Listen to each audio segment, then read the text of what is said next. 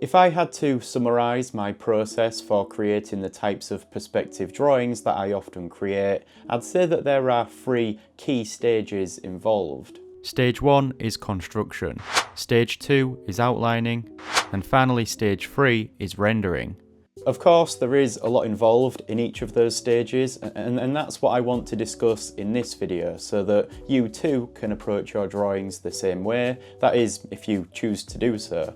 You know, there's not one way to skin a cat. Sorry, Mortimer. I know you don't like that saying. Anyways, let's talk about that first stage of a drawing. So this first stage has to be the most important part of my process because it sets up the other stages, and if done poorly, well, the drawing will suffer as a result. There's another saying which comes to mind: you can't polish a turd. Is that any better? That is just downright inappropriate. Okay, but there's some truth in it. Because if the underlying construction isn't correct, if the perspective isn't accurate, then that will be evident in the final result, no matter how well the drawing is rendered in the final stage. This stage is all about drawing in perspective, constructing basic volumes such as boxes and cylinders in order to block out whatever it is you are drawing. Now, I've discussed my thoughts and intentions behind blocking out objects in perspective before, but here I want to reiterate as it's an essential part of this stage. Blocking out your drawings in perspective through constructing boxes and forms that are easier to construct in perspective helps to lay the foundations for developing a drawing of something that might involve more complex forms. So you are assuming that our audience knows how to draw in perspective? Yeah, that's true. You and Boxman might be good at it, but I'm just a beginner. Well, that's it, right? This is not just the most important stage, it's probably the most challenging stage in that you need to understand how to even draw these boxes and cylinders in perspective. Now, if you're not that experienced when it comes to drawing in perspective, then do not worry because I've made plenty of videos on the subject, and even just having a basic understanding of perspective will be useful. Me and Boxman are working on a series of videos on perspective drawing that is aimed at beginners, but until then there are still some older videos on the channel and also many useful books on the subject. There's also the option of using 3D modelling software to assist you in setting up a drawing in perspective. But with all of that being said, you can't beat learning a new skill, and if you are an aspiring artist, it's something that shouldn't be overlooked. Here on screen, you can see how I blocked out this drawing, which in the end looked something like this. If you construct your drawing correctly, you can move on to the next stage and start developing the drawing with confidence. It's also very helpful in those later stages because these construction lines can act as a guide. Notice how when I construct these boxes, I always draw through them so that all faces and edges are seen. Not only does this help you gain a better idea of the forms you are dealing with, it also acts as a wireframe for you to then draw within. Like here, for example, I have constructed this box, and within this I can start to build more forms by dividing the faces of this and connecting up some lines. As you draw like this, you need to ensure your lines are directed to those vanishing points. That's why a perspective grid is useful. Are you still going on about perspective grids? Okay. I have made a few videos on creating and using perspective grids recently, but that's only because they can be very useful when drawing in perspective and doing things like this. It means that you no longer have to try and judge the direction of your lines, which is tricky to do if a vanishing point is off the page. That's why with each perspective drawing tutorial I make on Patreon, I always provide a perspective grid along with a basic form so that artists can jump straight into drawing. Most of these basic forms are for buildings that only require 1 or 2 boxes when it comes to constructing them, but this construction stage applies to anything. Here's one vehicle that I had drawn from Star Wars, and yeah, there's a lot involved in constructing these drawings, but the thinking is still the same, and like I say, once this stage is out the way, you can relax a bit. Take a page out of Boxman's book. He's been watching a lot of Bob Ross recently. Talent is a pursued interest. In other words, anything that you're willing to practice, you can do. So now we move on to stage 2, in which we begin to outline the drawing in detail. Now, before we get into this, it might be worth me saying that sometimes I combine stage 2 and stage 3 together, which means as I outline the drawing, I am also rendering the drawing. This does save a lot of time, but if you are a beginner, it's probably worth dealing with these two things separately. Rendering the drawing, in a way, makes what you have on paper permanent, and so you might prefer to outline the drawing to completion first, whilst making some potential amendments before doing that. But I just wanted to make that known because you may have seen me do that. Anyways, let's talk about outlining your drawing. So at this stage, I assume that the drawing is blocked out in perspective, and now it's a case of developing and working on top of these construction lines to draw everything in more detail.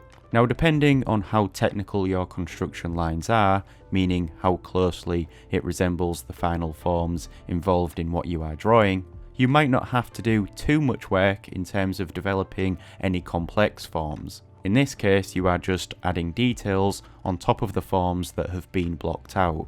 Like when I draw buildings, for example, what I've blocked out is typically the shape and form of the building that I'm drawing, and so I'm just outlining windows and doors and all of these other things on top of that. But again, something that's more complex, like one of those drawings I had shown earlier, this might require some further thinking. It's almost like a stage between construction and outlining, in that you are outlining sections whilst considering the perspective and the existing block out. But the good thing is that the majority of the drawing, the primary forms, have already been constructed accurately in perspective, and so there's a little less pressure when it comes to adding in these secondary forms. But that's not to say you don't have to think about perspective at this stage. No, that's true, because any line that you place down on the paper needs to abide by the perspective that has been established, meaning any details you add onto the drawing and all of the lines involved must be directed to those vanishing points. An obvious example is the windows that I add onto the face of a building. If I was to draw the windows like this, it just wouldn't look right. Again, that's why a grid is... Don't say it. Stop. We know about grids already. Please. The purpose of creating a drawing in perspective is to create a convincing three-dimensional space on a two-dimensional surface. Of course, as you add more and more lines onto the paper, those can act as reference when it comes to judging the direction of more lines. Speaking of reference, it's at this stage when I often have some reference images up on screen and I'm looking at them to see how things appear, the details that I need to include in my drawing. Also at this stage, you can start to apply a bit more pressure with the pencil so that you can see your outlines over the construction lines that lay behind. This is when the drawing starts to look like what it is you are drawing. At least that's my intention. And the good news is that I think anyways that these stages get progressively easier as you are getting closer to finishing the drawing.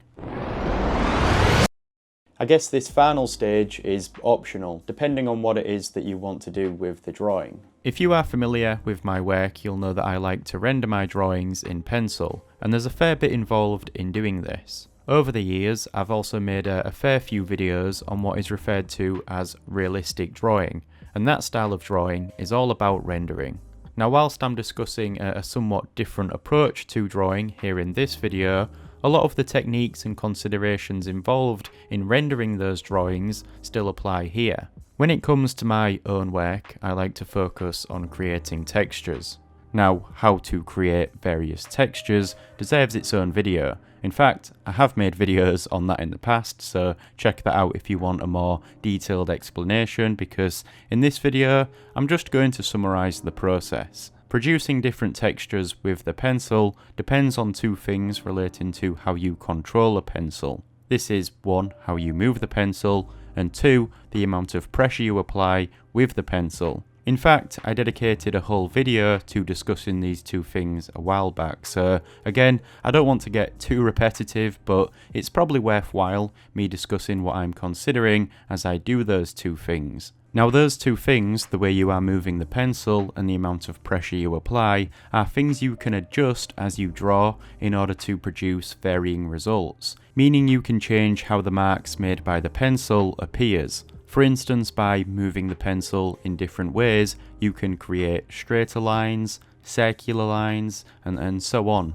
And by changing the pressure you apply with the pencil, you can create lighter or darker lines. And on a side note, that's why you have a big set of pencils like this with different grades of lead. You don't have to apply so much pressure with harder pencils when you can just swap to a softer pencil and produce darker marks and apply less pressure whilst doing that. So I guess the question is, how do we know when to adjust these two things in order to produce the textures we want? Well, that's the question, Mortimer, and it's one that is answered through practice and experience. I've been drawing for a long time now, and so for me, to some extent, it's become automatic. You know, if I'm trying to create a certain texture with the pencil, I have a good idea of how to approach it. I'm constantly adjusting those two things whilst thinking about what I'm drawing. It's honestly quite hard to answer because there isn't one answer because there's not just one texture. I can give you the recipe, but I can't bake the cake for you. Where's the cake? Can I have some cake?